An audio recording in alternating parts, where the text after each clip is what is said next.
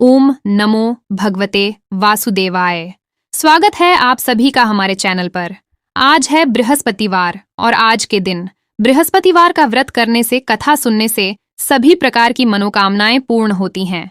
अगर व्रत नहीं भी रख सकते तो भी कथा तो अवश्य सुननी चाहिए, क्योंकि कथा सुनने मात्र से ही भगवान बृहस्पति देव की कृपा से धन धान्य सुख सौभाग्य में वृद्धि होती है। तो कथा तो अवश्य ही सुननी चाहिए। और आज के वीडियो में हम आपको बृहस्पतिवार व्रत की कथा सुनाएंगे। तो अगर कथा पसंद आती है तो लाइक करके शेयर करिए। साथ ही साथ इसी प्रकार की व्रत कथाएं सुनने के लिए चैनल को भी सब्सक्राइब कर लीजिए। तो आइए शुरू करते हैं बृहस्पति देव की कथा। प्राचीन समय की बात है। भारत में एक राजा राज्य करता था। वह बड़ा प्रतापी और दानी था। वह नित्य प्रतिदिन मंदिर में भगवत दर्शन करने जाता था। ब्राह्मण और गुरु की सेवा किया करता था। उसके द्वार से कोई भी याचक निराश होकर नहीं लौटता था। प्रत्येक गुरुवार को व्रत रखता एवं पूजन करता था। हर दिन गरीबों की सहायता करता था। परंतु यह सब बातें उसकी रानी को अच्छी नहीं लगती थीं। वह न व्रत करती और न किसी को एक भी पैसा दान में देती थी, और राजा से भी ऐसा करने को मना किया करती थी। एक समय की बात है, राजा शिकार खेलने वन को चले गए। घर पर रानी और दासी थीं। उस समय गुरु बृहस्पति साधु का रूप धारण करके राजा के दरवाजे पर भिक्षा मांगने आए। साधु ने रानी से भिक्षा मांगी तो वह कहने लगी, हे साधु महाराज, मैं इस दान पुण्य से तंग आ गई हूँ। इस कार्य के लिए तो मेरे पति देवी बहुत हैं। अब आप ऐसी कृपा करें कि सारा धन नष्ट हो जाए और मैं आराम से रह सकूं। साधु रूपी बृहस्पति देव ने कहा, देवी, तुम तो बड़ी विचित्र हो। संतान और धन से कोई दुखी नहीं होता, इसको सभी चाहते हैं। पापी भी पुत्र और धन की इच्छा करता है। अगर तुम्हारे पास धन अधिक है तो भूखे मनुष्यों को भोजन कराओ, प्याऊ लगवाओ, ब्राह्मणों को दान दो, धर्मशालाएं बनवाओ, कुआं, तालाब, बावड़ी, बाग, बगीचों आदि का निर्माण करवाओ, निर्धनों की कुंवारी कन्याओं का विवाह कराओ, साथ ही यज्ञ आदि करो। इस प्रकार के कर्मों से आपके कुल का और आपका नाम परलोक में सार्थक होगा एवं स्वर्ग की प्राप्ति होगी। परंतु रानी साधु के इन बातों से खुश नहीं हुई। उसने कहा, हे साधु महाराज, मुझे ऐसे धन की आवश्यकता नहीं जिसको मैं अन्य लोगों को दान दूं और जिसको रखने और संभालने में ही मेरा सारा समय नष्ट हो जाए। साधु ने कहा, देवी, यदि तुम्हारी ऐसी इच्छा है तो जैसा मैं तुम्हें बताता हूं तुम वैसा ही करना। बृहस्पतिवार के दिन घर को गोबर से लीपना, अपने केशों को पीली मिट्टी से धोना, केशों को धोते समय स्नान करना, राजा से कहना वह हजामत करवाए, भोजन में मांस मदिरा खाना, कपड़ा धोबी के यहाँ धुलने डालना। इस प्रकार 7 बृहस्पतिवार करने से तुम्हारा सारा धन नष्ट हो जाएगा। ऐसा कहकर साधु महाराज रूपी बृहस्पति देव अंतर्ध्य हो गए। रानी ने साधु के कहने के अनुसार 7 बृहस्पतिवार वैसा ही करने का विचार किया। साधु के बताए अनुसार करते हुए केवल 3 बृहस्पतिवार ही बीते थे कि उसकी समस्त धन संपत्ति नष्ट हो गई। भोजन के लिए दोनों समय परिवार तरसने लगा, सांसारिक भोगों से दुखी रहने लगा। तब वह राजा रानी से कहने लगा कि हे रानी, तुम यहाँ पर रहो, मैं दूसरे देश में जाता हूँ, क्योंकि यहाँ पर मुझे सभी मनुष्य जानते हैं, इसलिए मैं यहाँ पर कोई कार्य भी नहीं कर सकता। ऐसा कहकर राजा प्रदेश चला गया। वहां जंगल से लकड़ी काटकर लाता और शहर में बेचता। इस तरह जीवन व्यतीत करने लगा। इधर राजा के बिना रानी और दासियां दुखी रहने लगीं। किसी दिन भोजन मिलता और किसी दिन जल पीकर ही रह जाती। एक समय रानी और दासियों को 7 दिन बिना भोजन के व्यतीत हो गए। तो रानी ने अपनी दासी से कहा, दासी, यहाँ पास के नगर में मेरी बहन रहती है, वह बहुत धनवान है। तू उसके पास जा और वहां से 5 शेर बेजर मांगकर ले आ, जिससे कुछ समय के लिए गुजर हो जाएगी। दासी रानी की बहन के पास गई। रानी की बहन उस समय पूजा कर रही थी। बृहस्पतिवार का दिन था। दासी ने रानी की बहन से कहा, रानी जी, मुझे आपकी बहन ने भेजा है, मुझे 5 शेर बेजर दे दो। दासी ने यह बात अनेक बार कही, परंतु रानी की बहन ने कोई उत्तर नहीं दिया, क्योंकि वह उस समय बृहस्पतिवार की कथा सुन रही थी। जब दासी को रानी की बहन से कोई उत्तर नहीं मिला तो वह बहुत दुखी हुई और उसे क्रोध भी आया। वह लौटकर रानी से बोली, रानी, आपकी बहन तो बहुत ही धनी स्त्री है, छोटे लोगों से तो बात भी नहीं करती। मैंने उससे कहा तो उसने मुझे कोई उत्तर ही नहीं दिया। मैं वापस चली आई। रानी बोली, दासी, इसमें उसका कोई दोष नहीं है। जब बुरे दिन आते हैं तब कोई सहारा नहीं देता। अच्छे बुरे का पता विपत्ति में ही लगता है। अब तो जो ईश्वर की इच्छा होगी वही होगा। यह सब तो हमारे भाग्य का दोष है। उधर रानी की बहन ने सोचा कि मेरी बहन की दासी आई थी, परंतु मैं उससे नहीं बोली। इससे वह बहुत दुखी हुई होगी। कथा सुनकर विष्णु भगवान का पूजन समाप्त करके वह अपनी बहन के घर आई और कहने लगी, बहन, मैं बृहस्पतिवार का व्रत कर रही थी, तुम्हारी दासी गई, परंतु जब तक कथा होती है तब तक ना उठते हैं और ना बोलते हैं, इसलिए मैं नहीं बोली। कहो दासी क्यों गई थी? तो रानी बोली, बहन, हमारे घर पर अनाज नहीं था। वैसे तुमसे कोई बात छुपी नहीं है, इस कारण मैंने दासी को तुम्हारे पास 5 शेर बेजल लेने के लिए भेजा था। रानी की बहन बोली, बहन देखो, बृहस्पति भगवान सबकी मनोकामना पूरी करते हैं। देखो, शायद तुम्हारे घर में अनाज रखा हो। ऐसा सुनकर दासी घर के अंदर गई तो वहां पर उसे एक घड़ा बेजर का भरा मिल गया। तो उसे बड़ी हैरानी हुई, क्योंकि उसने एक एक बर्तन देख लिया था। उसने बाहर आकर रानी को बताया। दासी अपनी रानी से कहने लगी, रानी देखो, वैसे जब हमको अन्न नहीं मिलता तो हम रोज ही व्रत करते हैं। अगर इनसे व्रत की विधि और कथा पूछ ली जाए तो उसे हम भी किया करेंगे। दासी के कहने पर रानी ने अपनी बहन से बृहस्पतिवार व्रत के बारे में पूछा तो उसकी बहन ने बताया, बृहस्पतिवार के व्रत में चने की दाल और मुनक्का से विष्णु भगवान का केले की जड़ में पूजन करें और दीपक जलाएं, पीला भोजन करें तथा कथा सुने। इस प्रकार करने से गुरु भगवान प्रसन्न होते हैं, अन्न, पुत्र, धन देते हैं और सभी मनोकामना पूर्ण करते हैं। व्रत और पूजन की विधि बताकर रानी की बहन अपने घर लौट आई। रानी और दासी दोनों ने निश्चय किया कि बृहस्पति देव भगवान का पूजन अवश्य करेंगे। 7 रोज के बाद जब बृहस्पतिवार आया तो उन्होंने व्रत रखा। घुड़साल में जाकर चना और गुड़ भी लाई तथा उसकी दाल से केले की जड़ तथा विष्णु भगवान का पूजन किया। अब पीला भोजन कहाँ से आए? दोनों बड़ी दुखी हुई, परंतु उन्होंने व्रत किया था, इस कारण बृहस्पति भगवान प्रसन्न थे। एक साधारण व्यक्ति के रूप में वे 2 थालों में सुंदर पीला भोजन लेकर आए और दासी को देकर बोले, दासी, यह भोजन तुम्हारे और रानी के लिए है, तुम दोनों भोजन करना। दासी भोजन पाकर बड़ी प्रसन्न हुई और रानी से बोली, रानी जी भोजन कर लो। रानी को भोजन आने के बारे में कुछ पता नहीं था, इसलिए वह दासी से बोली, जा, तू ही भोजन कर, क्योंकि तू हमारी व्यर्थ में हंसी उड़ाती है। तो दासी बोली, एक व्यक्ति भोजन दे गया है। रानी कहने लगी, वह भोजन तेरे लिए दे गया है तो तू ही भोजन कर। दासी ने कहा, वह व्यक्ति हम दोनों के लिए 2 थालों में भोजन देकर गया है, इसीलिए मैं और आप दोनों ही साथ साथ भोजन करेंगी। दोनों ने गुरु भगवान को नमस्कार करके भोजन प्रारंभ किया। उसके बाद वे प्रत्येक बृहस्पतिवार को गुरु भगवान का व्रत और पूजन करने लगी। बृहस्पति भगवान की कृपा से उनके पास धन हो गया, परंतु रानी फिर पहले की तरह से आलस करने लगी। तब दासी बोली, देखो रानी, तुम पहले भी इस प्रकार आलस करती थीं, तुम्हें धन के रखने में कष्ट होता था, इस कारण सभी धन नष्ट हो गया। अब गुरु भगवान की कृपा से धन मिला है तो फिर तुम्हें आलस होता है। बड़ी मुसीबतों के बाद हमने यह धन पाया है, इसलिए हमें दान पुण्य करना चाहिए। भूखे मनुष्यों को भोजन कराओ, प्याऊ लगवाओ, ब्राह्मणों को दान दो, कुआं, तालाब, बावड़ी आदि का निर्माण करवाओ, मंदिर पाठशाला बनवाकर दान दो, कुंवारी कन्याओं का विवाह करवाओ, धन को शुभ कार्यों में खर्च करो, जिससे तुम्हारे कुल का यश बढ़े और स्वर्ग प्राप्त हो तथा पितृ प्रसन्न हो। दासी की बात मानकर रानी इसी प्रकार के कर्म करने प्रारंभ कर दिए। उसका काफी यश फैलने लगा। एक दिन रानी और दासी आपस में विचार करने लगी कि न जाने राजा किस दशा में होंगे, उनकी कोई खोज खबर नहीं है।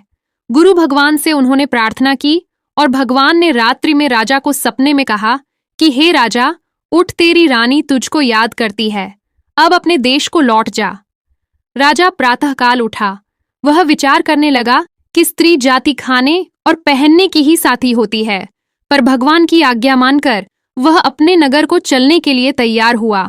जब राजा परदेश गया तो परदेश में बहुत दुखी रहने लगा था। प्रतिदिन जंगल से लकड़ी बिनकर लाता और उसे शहर में बेचकर अपने दुखी जीवन को बड़ी कठिनता से व्यतीत करता था। एक दिन राजा दुखी हो अपनी पुरानी बातों को याद करके रोने लगा। उस जंगल में बृहस्पति देव एक साधु का रूप धारण करके आए और राजा के पास आकर बोले, लकड़हारे, तुम इस सुनसान जंगल में किस चिंता में बैठे हो, मुझे बताओ। ये सुनकर राजा के नेत्रों में जल भर आया और साधु की वंदना करके बोला, प्रभु, आप सब कुछ जानने वाले हैं। इतना कहकर राजा ने साधु को अपनी संपूर्ण कहानी सुना दी। महात्मा तो दयालु होते हैं, वे राजा से बोले, राजा, तुम्हारी पत्नी ने बृहस्पति देव के प्रति अपराध किया था, जिसके कारण तुम्हारी यह दशा हुई। अब तुम किसी प्रकार की चिंता मत करो, भगवान तुम्हें पहले से अधिक धन देंगे। देखो, तुम्हारी पत्नी ने बृहस्पतिवार का व्रत प्रारंभ कर दिया है। अब तुम भी बृहस्पतिवार का व्रत करके चने की दाल और गुड़ जल के लोटे में डालकर केले का पूजन करो। फिर कथा कहो या सुनो, भगवान तुम्हारी सभी मनोकामनाओं को पूर्ण करेंगे। साधु को प्रसन्न देखकर राजा बोला, प्रभु, मुझे लकड़ी बेचकर इतना पैसा नहीं बचता जिससे भोजन करने के उपरांत कुछ बचा सकूं। मैंने रात्रि में अपनी रानी को व्याकुल देखा है। मेरे पास कोई साधन नहीं जिससे उसका समाचार जान सकूं, और फिर मैं बृहस्पति दीप की क्या कहानी कहूं यह भी मुझको मालूम नहीं है। तो साधु ने कहा, राजा, तुम किसी बात की चिंता मत करो। बृहस्पतिवार के दिन रोज की तरह लकड़ियां लेकर शहर में जाओ। तुम्हें रोज से दुगना धन प्राप्त होगा, जिससे तुम भली भांति भोजन कर लोगे और बृहस्पति देव की पूजा का सामान भी आ जाएगा। और बृहस्पतिवार की कहानी भी इस प्रकार से है। प्राचीन काल में एक बहुत ही निर्धन ब्राह्मण था। उसके कोई संतान नहीं थी। वह नित्य पूजा पाठ करता, परंतु उसकी स्त्री बहुत मलिनता के साथ रहती। वह ना स्नान करती और ना किसी देवता का पूजन करती। प्रातः काल उठते ही सबसे पहले भोजन करती, बाद में कोई अन्य काम करती। ब्राह्मण देवता बहुत दुखी रहते थे। पत्नी को बहुत समझाते, परंतु उसका कोई परिणाम ना निकलता। भगवान की कृपा से ब्राह्मण की स्त्री की कन्या उत्पन्न हुई। वह कन्या अपने पिता के घर में बड़ी होने लगी। वह बालिका प्रातः स्नान करके भगवान विष्णु का जप करती, बृहस्पतिवार का व्रत भी करने लगी। पूजा पाठ समाप्त करके स्कूल जाती तो अपनी मुट्ठी में जौ भर के ले जाती और पाठशाला के मार्ग में डाल दी जाती। वही जौ स्वर्ण के हो जाते तो लौटते समय उनको बिनकर घर ले आती। एक दिन वह बालिका सूप में उन सोने के जौ को फटक कर साफ कर रही थी। तभी उसकी माँ ने देख लिया और कहा, बेटी, सोने के जौ को फटकने के लिए सोने का सूप होना चाहिए। दूसरे दिन गुरुवार था, इसलिए कन्या ने व्रत रखा और बृहस्पति देव से प्रार्थना करके कहा कि प्रभु, यदि मैंने सच्चे मन से आपकी पूजा की हो तो मुझे सोने का सूप दे दो। बृहस्पति देव ने उसकी प्रार्थना स्वीकार कर ली। रोजाना की तरह वह कन्या जौ फैलाती हुई स्कूल चली गई। स्कूल से लौटकर जब वो जौ बीन रही थी तो बृहस्पति देव की कृपा से उसे सोने का सूप मिला। उसे वो घर ले आई और उसमें जौ साफ करने लगी, परंतु उसकी माँ का वही ढंग रहा। एक दिन की बात है, वह कन्या सोने के सूप में जौ साफ कर रही थी। उस समय उस नगर का राजकुमार वहां से होकर निकला। इस कन्या के रूप और कार्य को देखकर उस पर मोहित हो गया और राजमहल में आकर भोजन तथा जल त्याग कर उदास होकर लेट गया। जब राजा को राजकुमार द्वारा अन्न जल त्यागने का समाचार ज्ञात हुआ तो अपने मंत्रियों के साथ अपने पुत्र के पास गए और बोले, बेटा, तुम्हें किस बात का कष्ट है?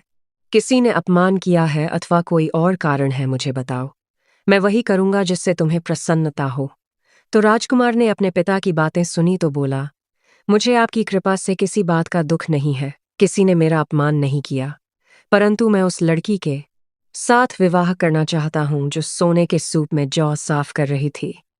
ये सुनकर राजा आश्चर्य में पड़ गया और बोला, बेटा, इस तरह की कन्या का पता तुम ही लगाओ। मैं उसके साथ तुम्हारा विवाह अवश्य करवा दूंगा। राजकुमार ने राजा को उस लड़की के घर का पता बताया। मंत्री उस लड़की के घर गया और राजा का आदेश ब्राह्मण को सुनाया। कुछ ही दिन के बाद ब्राह्मण की कन्या का विवाह राजकुमार के साथ संपन्न हो गया।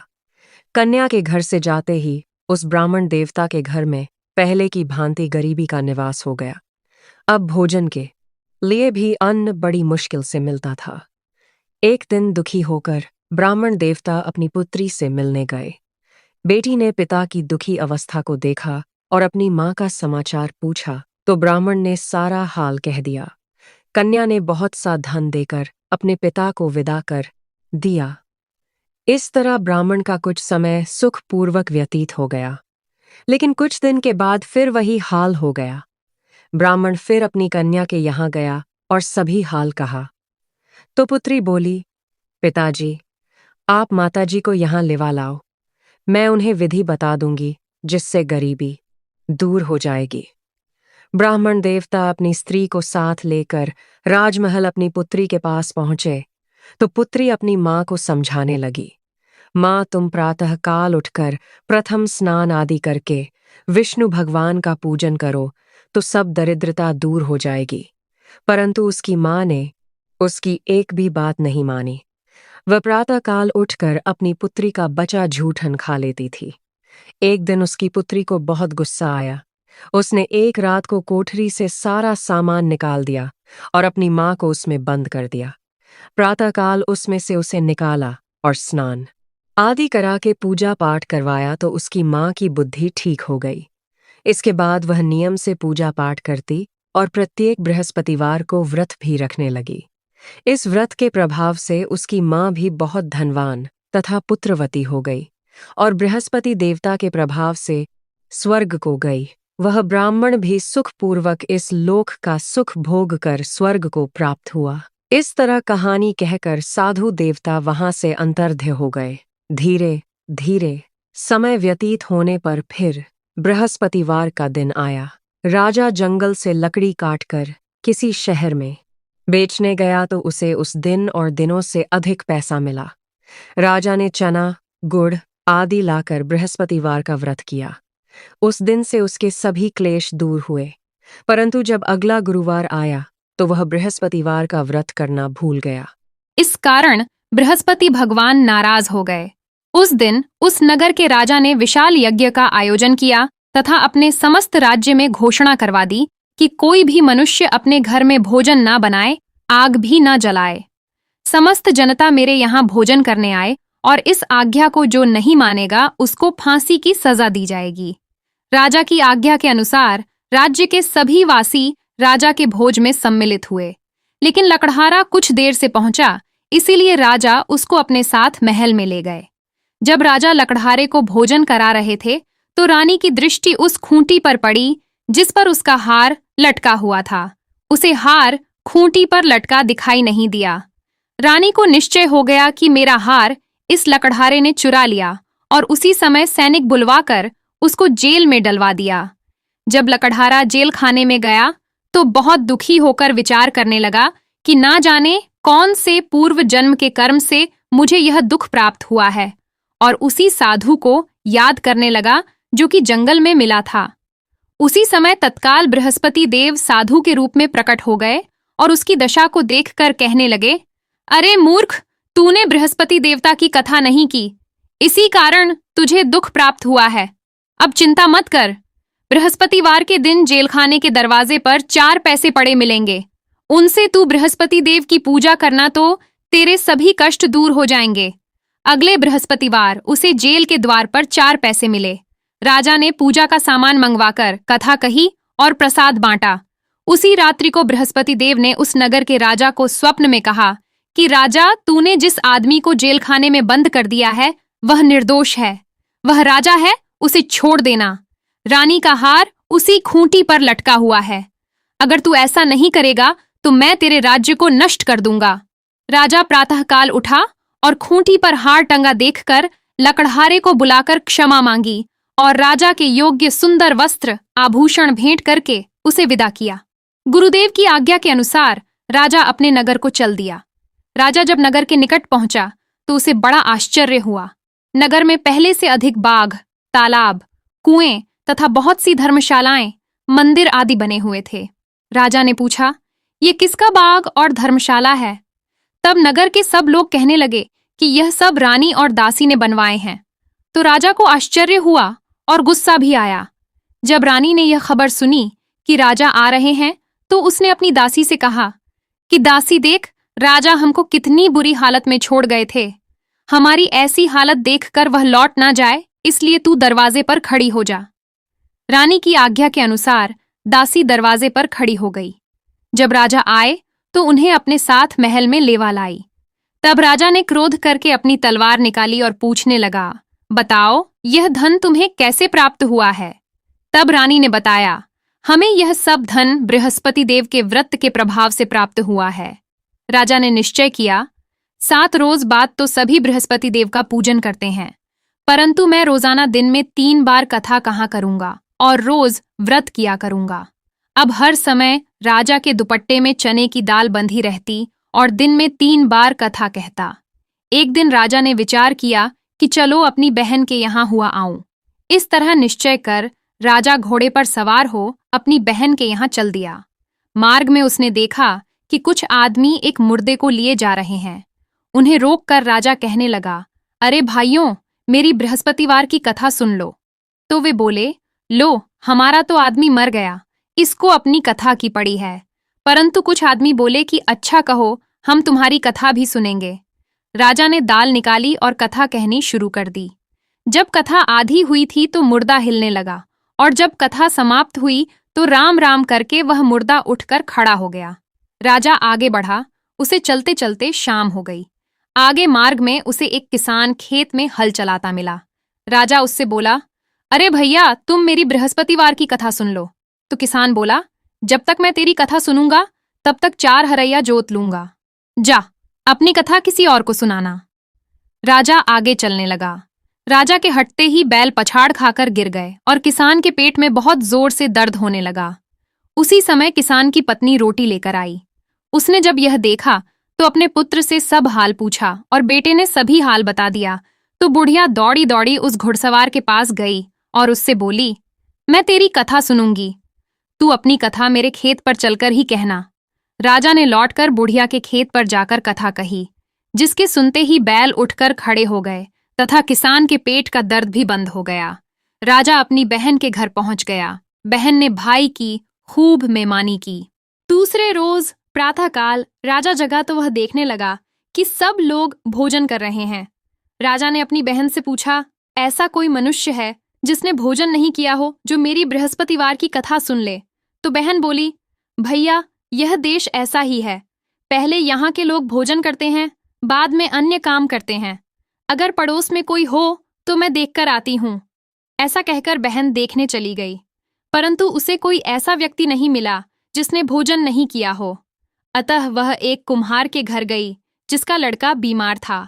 उसे मालूम हुआ कि उनके यहाँ 3-2 दिन से किसी ने भोजन नहीं किया। तो रानी ने अपने भाई की कथा सुनने के लिए कुम्हार से कहा और वह कुम्हार तैयार हो गया। राजा ने जाकर बृहस्पतिवार की कथा कही, जिसको सुनकर उसका लड़का ठीक हो गया। अब तो राजा की प्रशंसा होने लगी। एक दिन राजा ने अपनी बहन से कहा कि बहन, हम अपने घर को जाएंगे, तुम भी तैयार हो जाओ। तो राजा की बहन ने अपनी सास से अपने भाई के साथ जाने की आज्ञा मांगी। तो सास बोली कि चली जा, परंतु अपने लड़कों को मत ले जाना, क्योंकि तेरे भाई के तो कोई संतान नहीं है। बहन ने अपने भाई से कहा, भैया, मैं तो चलूंगी, पर कोई बालक नहीं जाएगा। राजा ने कहा, जब कोई बालक नहीं चलेगा तो तुम क्या करोगे? बड़े दुखी मन से राजा अपने नगर को लौट आया।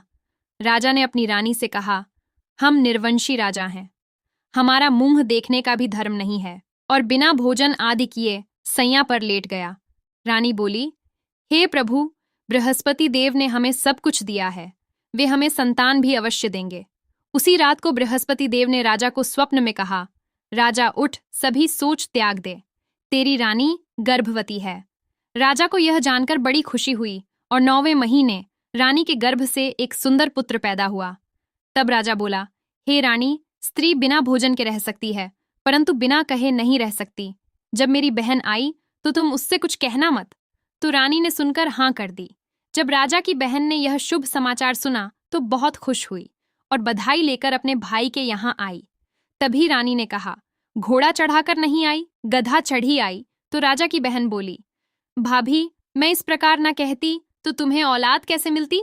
बृहस्पति देव ऐसे ही है जैसी जिसके मन में कामना है, सभी को पूर्ण करते हैं। जो सद्भावना पूर्वक बृहस्पतिवार का व्रत करता है एवं कथा पढ़ता है अथवा सुनता है और दूसरों को सुनाता है, बृहस्पति देव उसकी सभी मनोकामना पूर्ण करते हैं। बृहस्पति देव उनकी सदैव रक्षा करते हैं। जो संसार में सद्भावना से गुरुदेव का पूजन एवं व्रत सच्चे हृदय से करते हैं, उनकी सभी मनोकामनाएं पूरी होती हैं। जैसी सच्ची भावना से रानी और राजा ने बृहस्पति देव की कथा का गुणगान किया, तो उनकी सभी इच्छाएं बृहस्पति देव ने पूर्ण की थीं। इसलिए सबको कथा सुनने के बाद प्रसाद लेकर जाना चाहिए और हृदय से उनका मनन करते हुए जयकारा बोलना चाहिए। बोलिए बृहस्पति भगवान की जय। और आइए अब करें बृहस्पति देव की आरती। ओम जय बृहस्पति देवा। स्वामी जय बृहस्पति देवा। छिन्न छिन्न भोग लगाऊं कदली फल मेवा। ओम जय बृहस्पति देवा। तुम पूर्ण परमात्मा, तुम अंतर्यामी जगत पिता, जगदीश्वर तुम सबके स्वामी। ओम जय बृहस्पति देवा। चरण हरणामृत निज निर्मल सब पातक हरता, सकल मनोरथ दायक कृपा करो भरता। ओम जय बृहस्पति देवा। तन मन धन अर्पण कर, जो जन शरण पड़े प्रभु प्रकट, तब होकर आकर द्वार खड्ढे। ओम जय बृहस्पति देवा। दीन दयाल दया आनिधि भक्तन हितकारी पाप दोष, सब हरता भव बंधन हारी। ओम जय बृहस्पति देवा। सकल मनोरथदायक सब संशय हारो, विषय विकार मिटाओ संतन सुखकारी। ओम जय बृहस्पति देवा। जो कोई आरती प्रभु की प्रेम सहित गावे जेठांद, आनंद कर सो निश्चय पावे। बोलो जय बृहस्पति देव।